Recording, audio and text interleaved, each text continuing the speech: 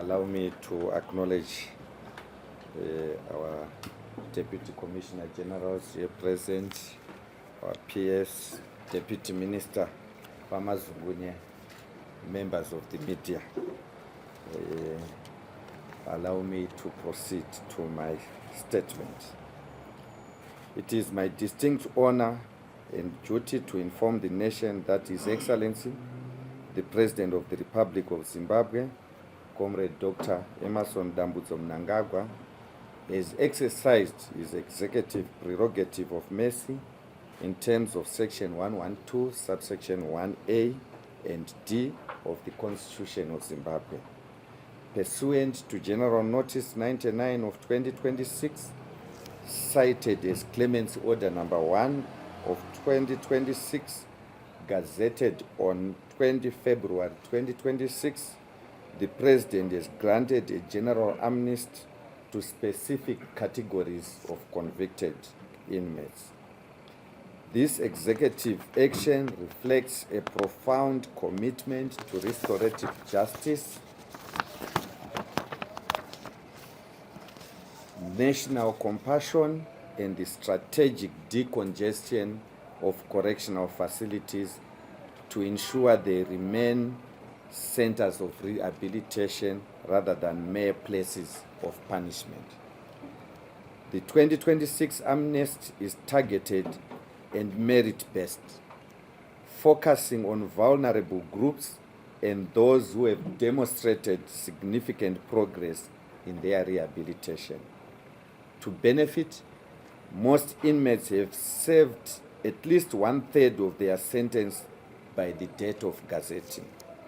The specific categories for full remission of the remaining period of imprisonment include all convicted female inmates, excluding those convicted of specified offenses. All inmates under this at the time of the order. Age is determined by birth certificates or a medical age estimation. All inmates serving an effective period, provided they are not convicted of specified offenses. All inmates aged 60 years and above who have served at least 1/3 of their sentence. Inmates certified as terminally ill by a correctional or government medical officer, and this includes the visually impaired and those with physical challenges that cannot be appropriately managed within a correctional setting. All inmates who are currently serving terms at the open prison. Inmates who have served a minimum of 20 years. This includes those whose death sentences were commuted to life imprisonment. And to safeguard the public and uphold the rule of law, certain inmates are strictly excluded from this amnesty. The following specified offenses do not qualify for clemency, such as murder, treason, carjacking, robbery and armed robbery, rape or any sexual offenses, contravention of the Electricity Act, Copper Act, Railways Act, and Postal and Telecommunications Act, trafficking in persons, public violence, and contravention of the Maintenance of Peace and Order Act. Any conspiracy, incitement, or attempt to commit the offenses I have mentioned. The Zimbabwe Prisons and Correctional Service has conducted a nationwide audit through an electronic inmate data capturing program to identify eligible beneficiaries.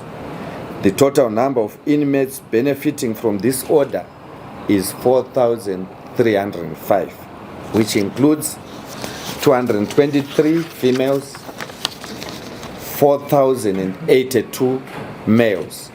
However, for the males, 3,755 will be immediately released and 327 will be released in a staggered manner. And please be advised that inmates serving over 48 months for non-specified offense receive a 1/4 remission of their remaining sentence. Furthermore, the nation should note that the release of the 3,978 beneficiaries begins today. The nation is urged to note that amnesty is not a dismissal of the gravity of the crimes committed, but an acknowledgement of the capacity for human reform. I call upon all Zimbabweans, families, community leaders, and the private sector to receive these individuals with grace. Successful reintegration is the most effective tool against recidivism. To the beneficiaries, His Excellency has extended a hand of mercy.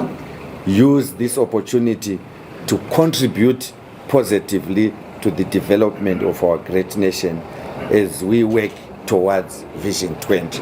And I hope when they are released, they will be singing Idi Uchi. I thank you.